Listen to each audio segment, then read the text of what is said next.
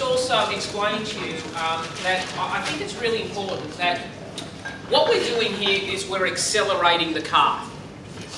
Okay? We are accelerating the engine. Now, I want to stop something here you just need to be very, very aware of. Before you accelerate the car, you've got to make sure you've got an engine that has the capacity to support the growth that you desire. Because a lot of people, especially small business owners, okay, they are very resistant of actually implementing sales and marketing ideas. Why? Because they're working 70 hours a week, and for them to associate doing more is pain. So their paradigm is, this is the shift. I don't want to grow my business because I am the business. So I am really not interested in really applying this. I'm enthusiastic, yes, these are great ideas, but do I really want to implement them? Not really, because ultimately I'm associating growth equals pain.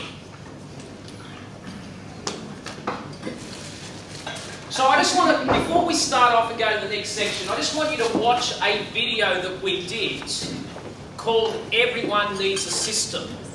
You know what Everyone Needs a System is? Taking out the 4-cylinder DAC 1300cc engine that you have in your little Volkswagen at the moment and turbocharging it and putting a Porsche engine in it. The system is the business. Here's the profound thing. Everything that we've shown you is a system. Because if you want to create a great business, create a great system. Because the fundamental philosophy of a business is the cycle of business. We have the business owner. The business owner creates, develops the system. The business owner is the evangelist for the system. The system owner, the business owner, cherishes the system above everything else. The system is the business. And what happens is that the system looks after the team. And the systems are sales, marketing, operations, finance, admin. All systems. Selling and marketing is a system.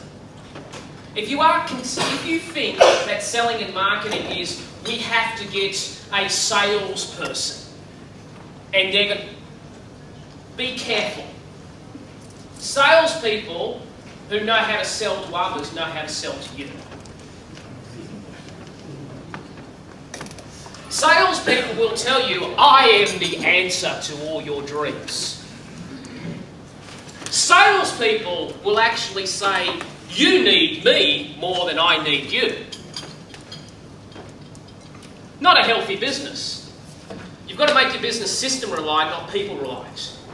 If it's people reliant, it becomes very vulnerable to the pressures that people place on you. And the team looks after the customer, and the customer pays the business owner. Now, a lot of businesses don't really have a system, so therefore the business owner has to look after the team. There's a law of the lid. You can only grow the business to a certain degree. It's usually called 150. Great book called The Tipping Point by Malcolm Gladwell that actually goes that you hit a law of the lid when you're growing something because you can't grow it past that because it's very light on that person. So what I've got to do is I've got to develop a system. You know, I just want to pre-frame that I'm assuming that if you want to go down this path of growing your business, that you understand the operation, that you need to build the systems at the same time. If you spend too much time building the systems, you burn cash flow if you're a small to medium business. So that can actually be quite damaging. What you've almost got to do is operate 2 pedals at the one time. You've got to grow it, and then you've got to systemize it. You've got to grow it and systemize it. So you're actually doing it in tandem. It's a real challenge and it's a real art. Added to that, if you're in small business, you've also got to address cash flow. So you're actually operating cash flow, systems, and acceleration all at the same time. That is why I consider anybody who is in small business is actually doing one of the toughest jobs I have ever done in my life. Because you are operating on all 3 pedals. When I was at Harvey Norman, I didn't have to worry about cash flow. I had a $24 million marketing budget. It's really easy to look successful when you've got $24 million. What I've learnt more than anything else is that I'm a much more spectacular marketer now than I've ever been because I've had to use marketing through adversity called no cash. Okay? Much better equipped, much better prepared. I don't even need money to market now. Before I used to have money. Now I say, well, how do I market without money? That's the real art. Because a lot of you, like me, you know, I don't have $2 million lying around to market. So, oh, well, I'll just go to the piggy bank. So I've actually got to do this on the cheap, and I've got to use low-cost marketing strategies.